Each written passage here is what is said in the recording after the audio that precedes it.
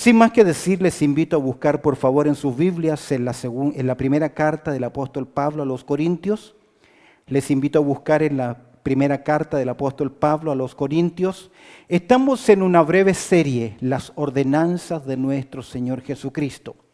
En el primer tema hablamos sobre el bautismo, la razón del por cual nosotros obedecemos. Y no puede haber creyentes que pase mucho tiempo sin pasar por el agua del bautismo. Si se prolonga el tiempo, algo extraño está pasando en el corazón de estos hermanos, ya que uno de los mandatos directos de nuestro Señor Jesucristo es creer y ser también bautizado, ordenanza del Señor. En nuestro segundo estudio hablábamos sobre la participación de la Cena del Señor. ¿Qué es? ¿Cuál es el propósito?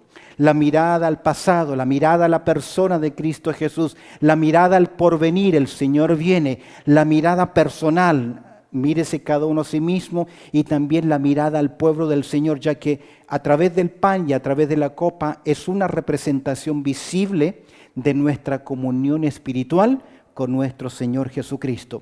Al mirar en Corintios capítulo 11, primero a los Corintios, verso 27 al 32, lo vamos a leer en la medida que avanzamos en el estudio. El apóstol Pablo, después de su declaración de la verdadera naturaleza de lo que es la cena del Señor, míralo conmigo en verso 23, primero a los Corintios capítulo 11, este texto no está en pantalla. Dice Pablo, porque yo recibí del Señor lo que también os he enseñado, que el Señor Jesús la noche que fue entregado tomó pan, y habiendo dado gracias lo partió y dijo, tomad, comed, esto es mi cuerpo que por vosotros es partido, haced esto en memoria de mí. Verso 25 dice, asimismo tomó también la copa después de haber cenado, diciendo, esta copa es el nuevo pacto en mi sangre, haced esto todas las veces que la bebiereis en memoria de mí. Mira la conclusión de la instrucción. Así pues, todas las veces que comieres este pan y bebieres esta copa, la muerte del Señor anunciáis hasta que Él venga. Aquí encontramos una instrucción clara a la iglesia. Se nos da una función. Debemos celebrar la cena del Señor. La cena del Señor trasciende el aspecto cultural. Dios no nos dejó una forma, nos dejó una función. Aquí no nos dice el tiempo, la frecuencia. Mientras más lo hacemos, más nos concentramos en la persona de Cristo, mucho mejor. Luego el apóstol Pablo llega a esta instrucción porque lamentablemente los hermanos en Corinto se estaban faltando el respeto los unos a los otros. Tal vez nosotros en el día de hoy no logramos ver lo que está ocurriendo. En una iglesia se predicaba el evangelio, en un pueblo, en un sector se predicaba el evangelio y se reunían, se congregaban. Muchos de los creyentes eran de diferentes estratos sociales. Recuerda que en el primer siglo de la era cristiana aún hablamos de esclavos, siervos, jornaleros. Había mucha esclavitud, sobre todo en el Imperio Romano. El 40% de la población del Imperio Romano eran esclavos. Pero cuando se reunían, cuando se congregaban, ya no hay judío ni griego, no hay ¿qué? Esclavo ni libre, no hay hombre ni mujer, todos somos uno delante del Señor en igualdad. Pero aquellos creyentes que aún seguían pensando mundanamente, que eran señores, que eran más ricos, confundían la cena del Señor con el ágape, una comida que los más pudientes, los más ricos compartían con los más pobres. Pero es evidente en la iglesia en Corinto que los que tenían dinero traían sus mejores comidas y comían y se emborrachaban y se hartaban. Pero sus hermanos más pobres que no tenían casi para comer porque gran mayoría de ellos eran esclavos, sencillamente los observaban teniendo hambre. Yo no sé si usted alguna vez ha sentido hambre, no apetito, hambre porque no hay de comer. De esta forma Pablo dice, yo no los puedo alabar. Ustedes se reúnen y menosprecian a los demás y al hacerlo menosprecian la iglesia o el cuerpo de Cristo. Hoy no vemos eso, pero hay muchas otras formas en las cuales nosotros menospreciamos al pueblo del Señor. Y la cena del Señor, el practicarla, es una bendición. es un privilegio, pero quiero que me oigas bien, también es un gran peligro. A veces nosotros hablamos solamente del Dios de amor, pero no te olvides que Hebreos capítulo 10, verso 31 dice lo siguiente: horrenda cosa es caer en las manos ¿de quién? De un Dios vivo. Y en Hebreos capítulo 12, verso 29 se nos dice: porque nuestro Dios, si bien es cierto, es amor, pero también ¿qué es? Fuego consumidor. Y creo que el participar de la cena del Señor es un gran privilegio, es una gran bendición, pero para algunos creyentes es un gran peligro. Quiero que veamos juntos, al estudiar este tema, la participación incorrecta de la cena del Señor. Quiero que veamos algunos consejos para la iglesia local, para nosotros, que practicamos o que practica esta ordenanza de la cena. El primer consejo viene del apóstol Pablo, ya que desde el verso 27 en adelante de Corintios capítulo 11, Pablo gira un poco la tercera parte del desarrollo de la cena del Señor para indicarnos advertencias. Observa conmigo, comienza el verso 27 diciendo lo siguiente: de tal manera que cualquiera que comiere este pan o bebiere de esta copa del Señor, indignamente será culpado del cuerpo y de la sangre del Señor. De manera que cualquiera. Aquí esta expresión es una advertencia a todo creyente que se enfrenta al pan y la copa, independientemente de la frecuencia que la iglesia lo tenga. Cada vez que estamos en comunión frente al pan y la copa, de manera que cualquiera, usted y yo, no importa la posición o el oficio que tengamos, esta expresión es una advertencia a toda aquella persona que ha de participar de la cena del Señor. ¿Para qué? Para que cuando participe tenga que ver con esto, la participación indigna. Ya que el texto dice: cualquiera que comiere de este pan y bebiere de esta copa del Señor, ¿cómo? Indignamente.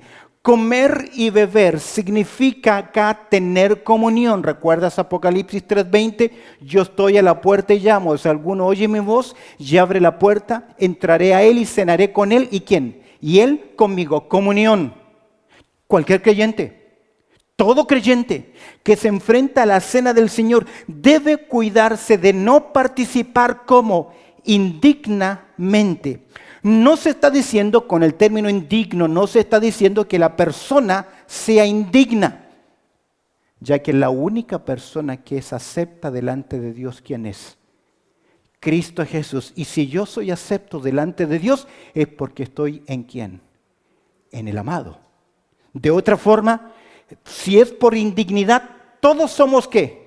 Indignos. Aquí la palabra tiene que ver no tanto con la persona, sino con la actitud o la forma en que lo está haciendo. Habla de manera en que ha de ser comida la cena del Señor. La palabra indignamente es una especie de adverbio que va a describir las acciones de los verbos comer y beber.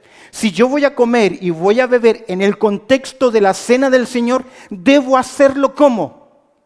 Dignamente, entendiendo lo que estoy haciendo. Es evidente que los hermanos en Corinto no entendían lo que estaban haciendo, porque comían y se emborrachaban.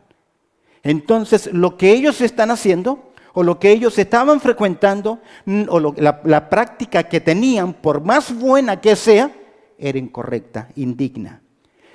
Comer en forma irreverente. Hacerlo porque es una tradición. Comer y menospreciar a los hermanos. Comerla con divisiones entre los hermanos. Hacerlo sin intención ni deseo de conmemorar la muerte del Señor, sino porque llegué el domingo y tuve que hacerlo porque estaba ahí. Es tomar la cena del Señor, es comer la cena del Señor. ¿Cómo? Indignamente. Es por eso que Pablo nos advierte al participar, la participación indigna. Y luego nos dice el peligro de la práctica, verso 27. Al mirar el verso 27, será culpado, dice el texto, de tal manera que cualquiera que comiere y bebiere indignamente, dice el texto, será culpable de qué cosa? Del cuerpo y de la sangre del Señor. Literalmente el término culpable significa tenido por reo, encarcelado, guardado de tal manera, y el cargo en su contra es ser culpable ¿de qué? Del cuerpo y la sangre. En otras palabras, de la muerte de Cristo, ignorando completamente su significado. El texto no habla de condenación del alma, estamos hablando de creyentes, sino de una falta de comer la cena del Señor, menospreciando la carne, menospreciando el cuerpo, menospreciando la sangre, menospreciando la ordenanza, no dándole el sentido, el valor, entre paréntesis. Cuando participamos del pan y de la copa, es uno de los momentos más solemnes que hay de adoración. Es por eso que a mí me molesta, personalmente me molesta, cuando estamos en medio de los símbolos que los hermanos estén hablando entre ellos. Es una falta a lo que estamos haciendo, porque es un momento que dedicamos exclusivamente para mirar a quién.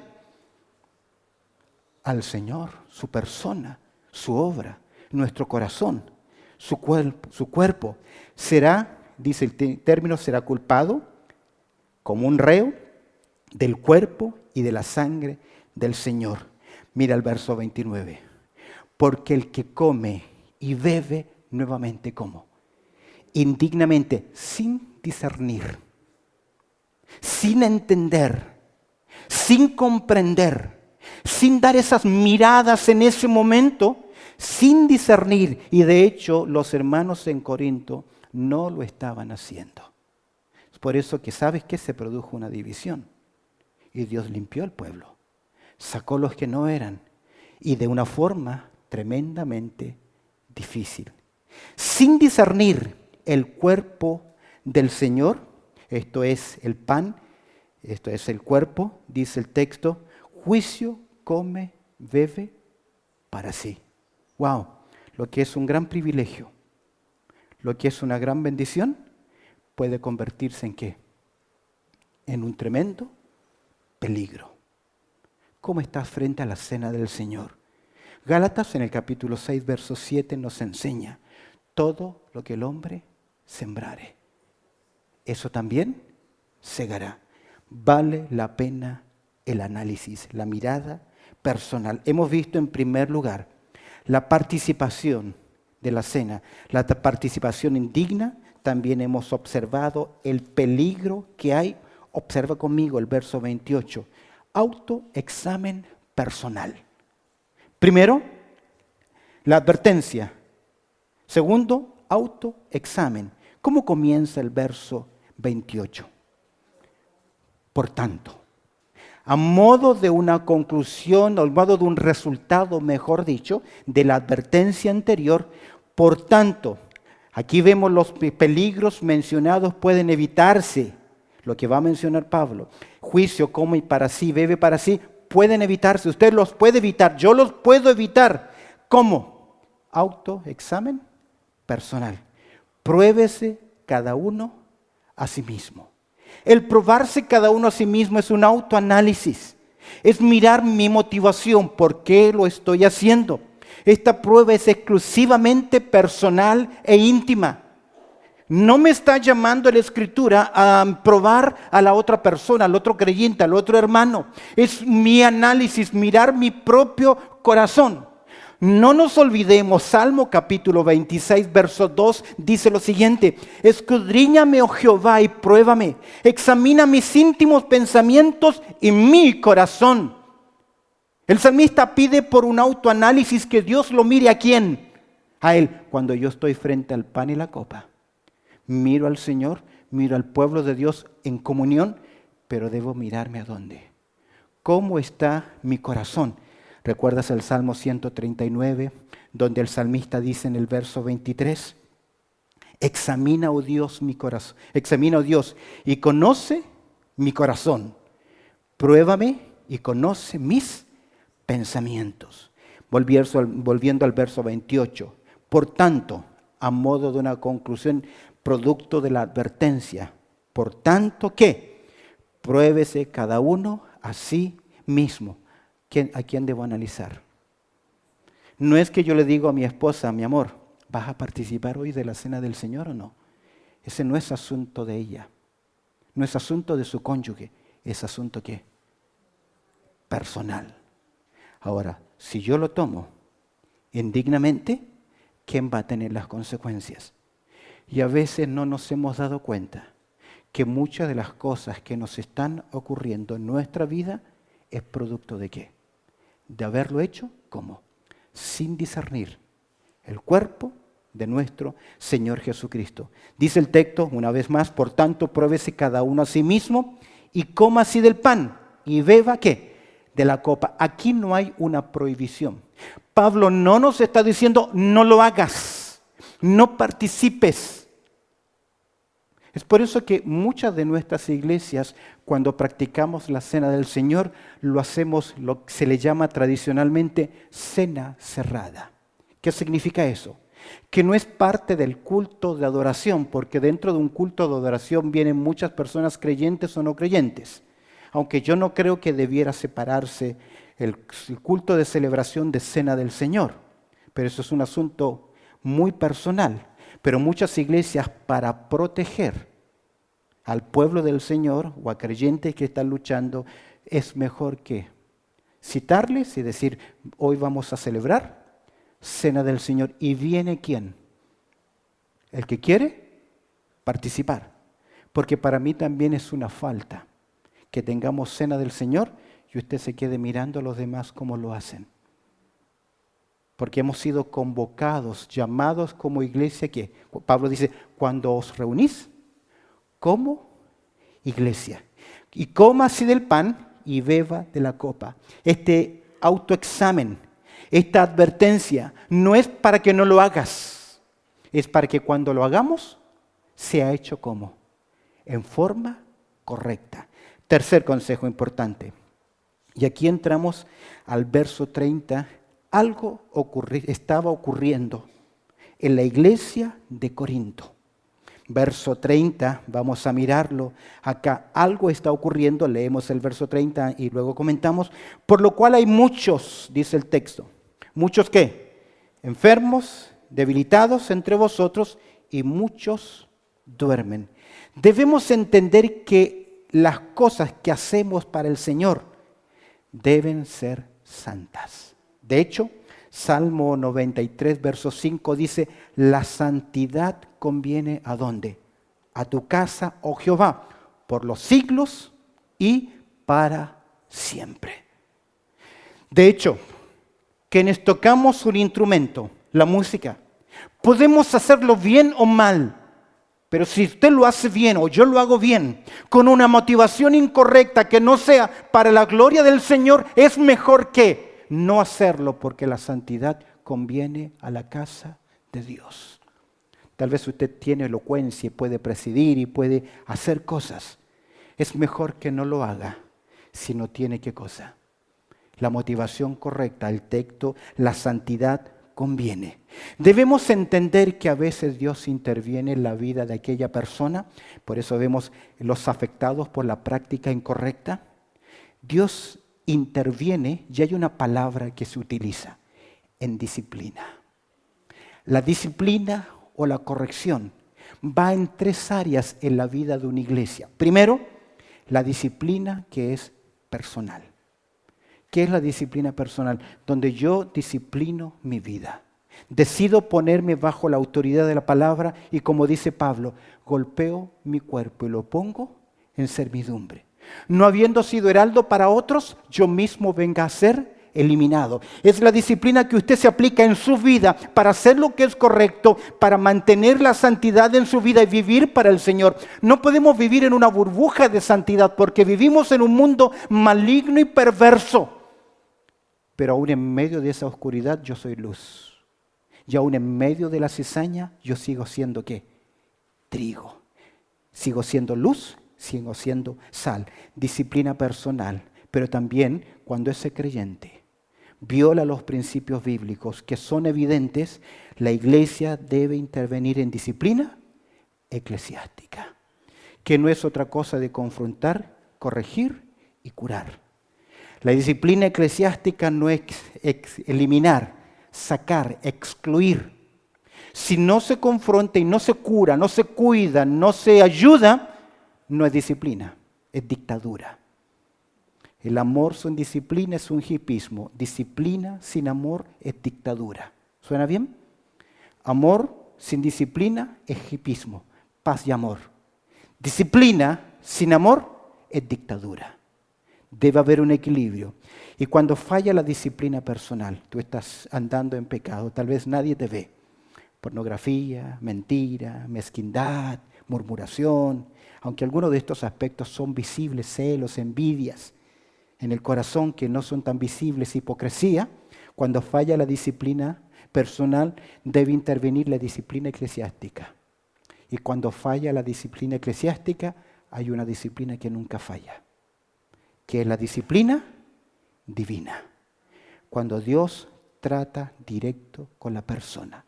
¿Recuerdas el Salmo 32? Dios trató con David, pero David frente a su pecado, ¿qué quiso hacer? Lo ocultó para justificarlo. Y luego dice el texto, mientras callé, se envejecieron mis huesos y mi verdor se volvió en sequedad. Veamos lo que estaba ocurriendo, lo que está ocurriendo en la iglesia en Corinto. En primer lugar, en la iglesia comenzaron, en primer lugar, las ausencias. Por lo cual hay, dice Pablo, muchos, no eran pocos. Es decir, algo comenzó a pasar en la iglesia. Por alguna razón los hermanos dejaron de venir.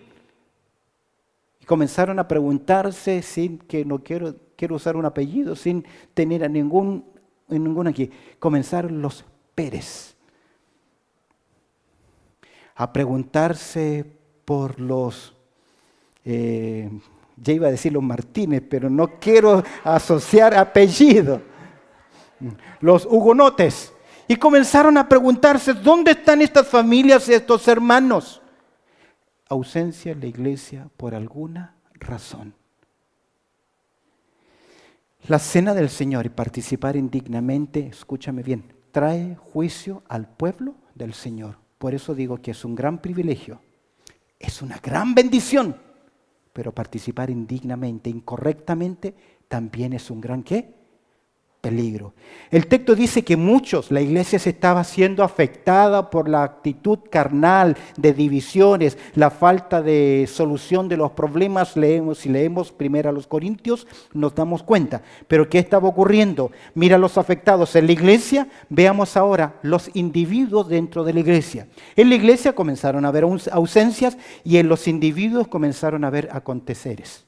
Algo estaba ocurriendo en ellos, ya que muchos, ¿qué dice el texto? Comenzaron a ¿qué?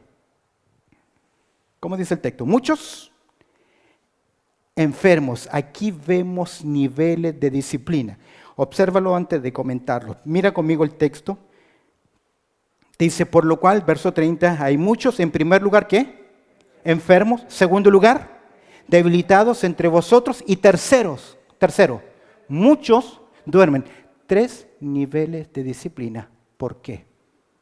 Por no discernir el cuerpo de Cristo, por menospreciar al Señor, por tomar la cena del Señor indignamente. La primera consecuencia, ¿cuál fueron?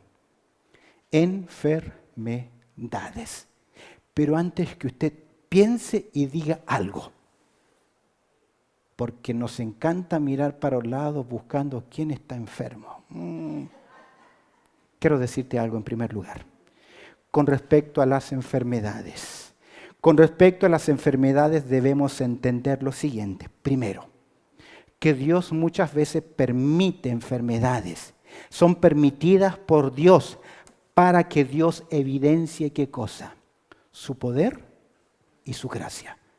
Dios permite que personas, que creyentes pasen por un momento de una situación de salud difícil. Y en Juan capítulo 9, verso 3, porque los judíos eran fatalistas a pesar de que creían en Dios. Ellos creían que Dios era solamente un fuego que castigaba. Quita eso de tu mente. Dios no es como nosotros. Nosotros no tenemos misericordia y no perdonamos. Pero Dios es lento para la ira y grande en misericordia y es un Padre perdonador. Amén. Si no fuese así, tú no estarías hoy acá. Porque hoy estamos acá porque el Señor nos ha ¿qué? Perdonado. Pero en Juan capítulo 9, verso 3 dice, respondió Jesús, porque los discípulos vieron a un ciego y dijeron, su papá pecó y le nació el hijo así. Así somos. Nos gusta juzgar, condenar. ¿Qué dijo el Señor? Respondiendo Jesús, no es que pecó este ni sus padres, sino para que las obras de Dios se manifiesten, ¿qué? En él. A veces Dios lo hace para mostrar su gracia, su poder. Es para decirnos, yo estoy ahí. Amén. En Juan 11:4 dice, oyéndolo Jesús dijo acerca de la muerte de Lázaro o de la enfermedad de Lázaro, esta enfermedad no es para muerte, sino para ¿qué? Para gloria de Dios, para que el Hijo de Dios sea ¿qué? Glorificado por ella. Yo tengo el testimonio de uno de mis hijos, Joel, que lo diagnosticaron sordo. Y me dijeron a mí, tienes que esperar hasta que cumpla 6 años para que él aprenda lenguaje de símbolos, porque él no oye. Sabíamos que iban a venir con complicaciones, sabíamos eso. Esa fue la razón de venir acá a Australia. Y cuando llegamos acá a Australia, a los 2 años solo le hicieron una operación de conducto en el oído. Y hasta el día de hoy, para la gloria de Dios, él no tiene ningún problema audible. Luego de que los médicos nos dijeron, no va a oír nunca más. Yo estaba dispuesto a darle mis oídos, mi vida, lo que fuera. Lo mismo ocurrió cuando los médicos le dijeron a mi madre, su hijo tiene que resignarse, no va a volver a caminar. Pero ella se postró en rodillas junto a su familia y clamaron al Dios del cielo y Dios hizo la obra y Dios fue glorificado. Es que Él tiene el poder y a veces hay enfermedades donde solamente Dios quiere mostrar su poder y su gracia. Pero a veces Dios las permite, son permitidas por Dios en segundo lugar para producir fruto espiritual, como pruebas, como dificultades. Para mostrarle, hey, mírame a mí, mírame a mí. En Romanos capítulo 5, verso 3, y dice, y no solo esto, sino que también nos gloriamos en las tribulaciones, sabiendo que la tribulación produce, ¿qué? Paciencia. A veces Dios las permite y ese momento difícil es como para decir, cálmate un poco, relájate, pon el freno, mírame a mí. Porque a veces no queremos parar. Somos tan trabajólicos, no paramos. Dios te va a parar. Dios te va a parar para que aprendamos a obtener paciencia o crecer en nuestras vidas. A veces, en tercer lugar, las enfermedades son producidas, escúchenme bien, por el trabajo excesivo sin descanso del cuerpo. Y a veces hay creyentes que no se detienen, que no paran. Todos los días lo hacen, todos los días trabajan, todos los días son iguales. Más temprano que tarde Dios te va a parar y te va a parar, ¿sabes dónde? En tu salud. En tu salud. Porque por la obra de Cristo, mira el caso de Epafrodito, capítulo 2 de Filipenses, verso 30. Porque por la obra de Cristo, mira, estuvo próximo ¿a qué? A la muerte, se expuso al demasiado, exponiendo su vida para suplir lo que faltaba en vuestro servicio para mí. Él llevó ofrendas de un lugar a otro, de Filipo a Pablo, a Roma. Y a veces eran caminatas, no habían vehículos, no había un vuelo, era caminar en tempestad, en momentos difíciles, en asaltos, en problemas. Expuso su vida al límite y se enfermó. A veces Dios nos tiene que detener. Cuarto lugar, porque no es mi tema la enfermedad, a veces la enfermedad es producida, y esto es inevitable, por el paso ¿de qué? De los años. En mi país a veces cuando tenemos muchos dolores, un día de un dolor, otro día otro dolor, se nos dice, bueno, pásese la cédula de identidad, o es la columna, Sí, me amanecí mal, sí, la columna de años. Porque todos nosotros vamos hacia dónde? ¿Mejorarnos? Yo no quería pensarlo, pero todos los que me dijeron esto tenían razón. Cuando llegues a los 50 y después de los 50, tuve un accidente que ya llevo año y medio y no me logro recuperar. Y me duele casi como 2 meses después del accidente. Y ahí está. Para recordarme que el Eclesiastés en el capítulo 12, verso 3 dice, cuando temblarán los guardas de la casa, se encorvarán los hombros fuertes, cesarán las muelas, comenzamos a perderlas, porque han disminuido y se oscurecerán los que miran por las ventanas. Ya no vemos, ya después de los 40 años el nervio entre lo cercano y lo lejano comienza a fallar. Mira el verso 6, antes que la cadena de plata se quiebre y se rompa el cuenco de oro y el cántaro se quiebre junto a la fuente, el corazón y la rueda sea rota, sobre el pozo, el lenguaje figurado, cuando poco a poco comenzamos aquí a deteriorarnos. Decir ahí, Señor, ¿me estás castigando? No. A veces el Señor lo permite para mostrar su poder, para enseñarme algo. A veces lo permite el Señor porque yo no he dado descanso a mi cuerpo, es mi propia consecuencia. Comí mal, comí cosas que no debía comer, me enfermé. Es mi propia negligencia. Pero a veces es el paso ¿de qué? De los años. Pero es evidente que la iglesia en Corinto, el problema no son los anteriores. El problema en quinto lugar es producto del pecado. El pecado en la vida de la persona. Producto del pecado en la vida de la persona. Es decir, Dios lo estaba ¿qué? Disciplinando. Por lo cual hay muchos enfermos y debilitados entre vosotros y muchos que duermen. Cuando nos llega la enfermedad, escúcheme bien, cuando nos llega la enfermedad, lo primero que debemos asegurarnos es que no hay nada en nuestras vidas, ningún pecado que yo no haya ¿qué? Confesado. ¿Lo tiene? Usted mire esta lista, analícela. Pero luego, cuando usted mire su enfermedad, tiene que analizar, bueno, me estoy enfermando porque ya estoy avanzado y vienen las enfermedades crónicas y en eso ¿qué?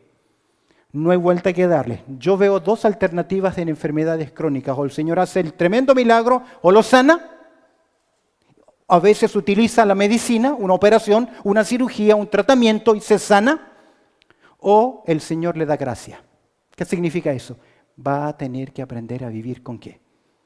Con su dolor. Acompañado de dolores y a veces algunos acompañados de la soledad.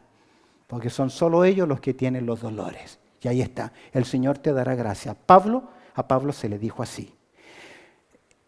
Ahora, hecho nuestro análisis profundo, cuando llegamos a la enfermedad, lo primero que debemos asegurarnos es que no hay nada en nuestras vidas, ningún pecado que no haya confesado. Una acción de desobediencia, malas actitudes, entre paréntesis. A veces los enfermos crónicos se vuelven personas maltratadoras. Porque cuando estás enfermo, quieren que hagan, que me atiendan, que me digan, que me cuiden. Y tratamos mal a la otra persona. ¡Cuidado! No tienes ese derecho. Es mi cónyuge, no importa. La Biblia nos dice que debemos tratarnos con respeto, con amor. Cierro el paréntesis. Cuando ya hicimos el análisis espiritual, primero yo debo ir al médico de médicos. ¿Amén? Primero voy a Dios y luego ¿a quién? Al médico. Pero nosotros hacemos al revés. Primero vamos aquí a la tableta, a la medicina y como no resultó, vamos ¿a quién? A Dios. De hecho, en 2 de Crónicas, en el capítulo 16, verso 12, encontramos el caso de un rey llamado Asa. En el año 30, dice el verso 12, en el 39 de su reinado, Asa enfermó ¿qué? Gravemente de los pies. Y en su enfermedad, ¿qué hizo? No buscó a Jehová, sino que, ¿a quién buscó? A los médicos. ¿Sabe cómo le fue? Mal, se murió igual. Porque a veces Dios utiliza aún la medicina, los médicos, ¿para qué? para sanar. Cuidado con la necedad de decir, me declaro sano y no tomo los medicamentos. Esa es una torpeza. El Señor Jesucristo dijo, los enfermos que necesitan médico. Toda sanidad es del Señor, sea milagrosa o ordinaria. Si Dios escoge sanar, sin duda alguna Dios dará gracia. Si no te sana, Dios dará gracia para enfrentar el sufrimiento o aún también la muerte. Esa gracia del Señor no solo es recibida hasta que la necesitamos, la tenemos ahí. En el caso de los hermanos de Corinto, la enfermedad era producto ¿de qué? No del envejecimiento. No que Dios quería ser glorificado. ¿Es producto de qué? Disciplina espiritual. Es por eso que en esas circunstancias de enfermedades, mira el consejo de Santiago. Santiago, en el capítulo 5, verso 14, observa lo que dice. ¿Está alguno enfermo entre nosotros? ¿Qué debe hacer? Llame a los ancianos de la iglesia, a los líderes espirituales. Oren por él, ungiéndole con aceite en el nombre del Señor. No tenemos esta práctica. Hay hermanos, hay iglesias que ponen aceite en los dedos, no porque el aceite es milagroso, sino por la instrucción acá, porque puede que este aceite sea un ungüento medicinal o un símbolo de la gracia del Señor. En el Antiguo Testamento se derramaba el aceite como símbolo de la llenura del Espíritu Santo. Depende mucho de su exégesis, de lo que usted entiende acá, pero se entiende el principio. ¿El principio cuál es? Necesito que el pueblo del Señor ore, y yo creo que es un problema espiritual, y llamo ¿a quién? A los líderes de mi iglesia para que oren por mí. Y la oración de fe, dice el verso 15, ¿qué hará? Salvará al enfermo y el Señor le levantará. Si hubiere cometido pecados, le serán perdonados. Es evidente por el contexto que la enfermedad de esa persona es producto ¿de qué? De desobediencia, de disciplina del Señor, es producto de pecado. Si miramos el texto de Corintios, en primer lugar dice que hay algunos enfermos, en segundo lugar dice y debilitados entre vosotros, débiles. Débiles tanto en fuerza, débiles en energía, pero yo incluiría debilitamiento espiritual. Ya no tienen la pasión, ya no tienen la convicción, ya no tienen el deseo. Se involucran tanto en cosas, en trabajos, en demanda, en descansos, en paseos, que se olvidan del principio fundamental de que de congregarse, y ya no se vuelve en ellos una pasión, se vuelve una carga. Y el no congregarse, a la luz de las Escrituras, ¿qué es? ¿Qué es? No los escucho. ¿Qué es? Pecado. ¿Qué es el pecado más común y más fácil de justificar? Debilitamiento y finalmente, y muchos que, escucha, muchos que duermen. ¿Sabes que el término dormir solamente describe a la muerte de los creyentes, no de los inconversos? Yo lo miro en el Nuevo Testamento y aquí veo que el consejo es, aquí vemos los niveles de disciplina, por lo cual hay muchos enfermos, muchos débiles, y entre vosotros, y no eran pocos, muchos. ¿Muchos qué? Duermen. No duermen porque llegaron a su tiempo de vejez, duermen porque Dios les ama tanto, está tan preocupado de ellos, que decide llevárselos antes que sigan desobedeciendo o deshonrando más el nombre del Señor. ¿Lo tienes? Pero ¿qué pasa con esos creyentes que se apartan y hacen lo que quieren y no se ocurre nada? ¿Sabe cuál es mi pregunta? Si realmente son ¿qué? Creyentes. Porque aquí yo encuentro claramente la disciplina del Señor para su pueblo. Dormir, usted sabe que es una esperanza, es un término que describen a los santos del Señor. En Juan, mira conmigo en Primera de Juan, en capítulo 5, verso 16. Si alguno viera a su hermano cometer pecado que no sea de muerte, pedirá a Dios, ¿qué cosa? Si alguno viera a su hermano cometer pecado que no sea de muerte, pedirá, ¿y Dios qué? le dará vida. Esto es para que los que cometen pecado que no sea de muerte, hay pecado de muerte, por el cual yo no digo que se pida. Wow.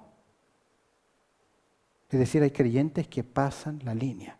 Y Juan dice, ya es pecado de muerte. Aunque todo el pueblo ayune y ore, Dios decidió ¿qué? Llevarse. No es vejez. ¿Qué es? Disciplina de parte del Señor. Un ejemplo en Corintios, 1 Corintios capítulo 5, observa el verso 4, ya terminamos, el tiempo se fue. Si alguno viera a su hermano, en 1 Corintios capítulo 5, verso 4, en el nombre de nuestro Señor Jesucristo, reuníos vosotros y mi espíritu con el poder de nuestro Señor Jesucristo, el tal. ¿Quién es ese tal? A partir del capítulo 5 encontramos a un joven que estaba andando con su madrastra. Pecado de incesto. Y la iglesia decía, lo aceptamos porque es bendición, tenemos mente abierta. No discriminamos a nadie. Hay pecado. Y Pablo aconsejó que la iglesia debía, ¿qué? Disciplinar. El tal sea entregado a Satanás. ¿Para qué? Para destrucción de la carne. En otras palabras, para que muera. A fin de que el espíritu, su parte espiritual, sea salva en el día de ¿quién? Del Señor Jesús. Aquí hay seguridad de salvación, porque Dios estaba diciendo, vamos a quitarle la vida a este creyente por amor al pueblo del Señor, pero por amor a Él mismo. Recuerde que todas las cosas ayudan para bien. ¿Ves? Acá hemos visto la advertencia al participar, hemos visto el autoexamen personal, hemos visto los afectados por la práctica incorrecta. Veamos en cuarto y último lugar la acción previa en la cena del Señor. Verso 31. ¿Cuál es el consejo final?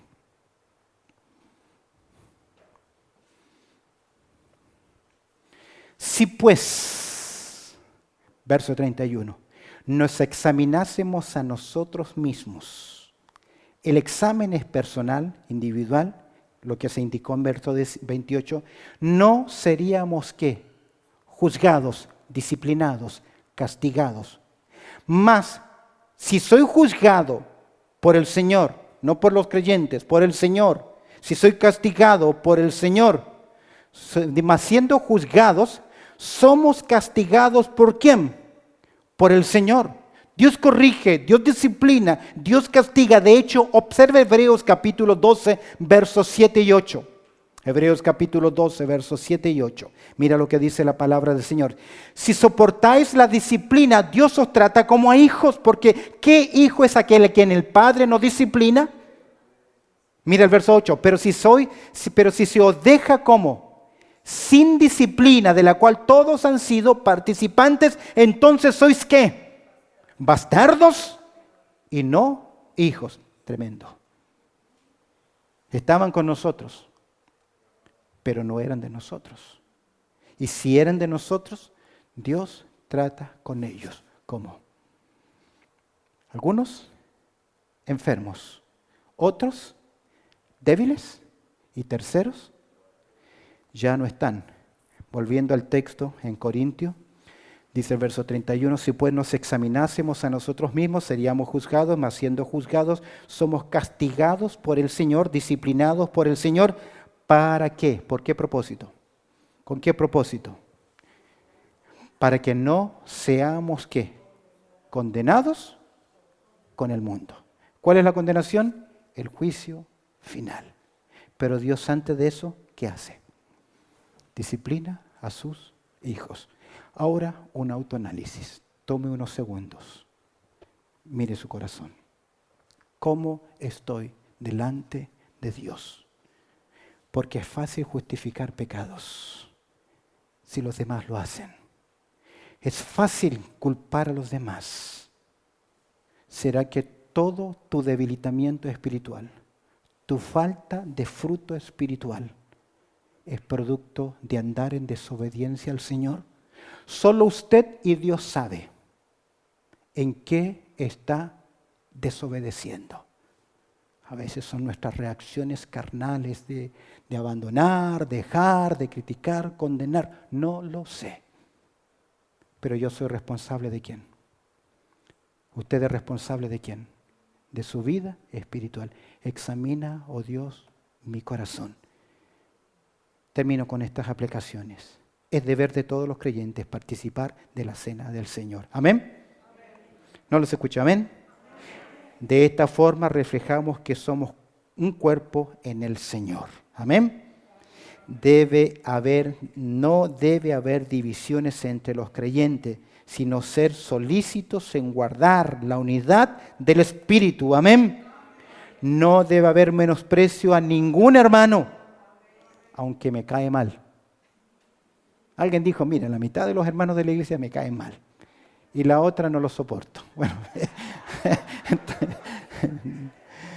hermanos, hay creyentes que son difíciles, pero el Señor los puso acá, aquí, a mi lado. ¿Y sabes con qué propósito? Para que trabajen en tu vida. Hierro con hierro se aguza. Así que cuando te encuentres con un hermano difícil, este es el hermano que me saca filo. No hay más. El amor se manifiesta en compartir con las necesidades ¿de quién? De los otros, en el apoyo de la obra del Señor. Amén. Me quedaron 2 versículos, otra oportunidad será. Oramos al Señor.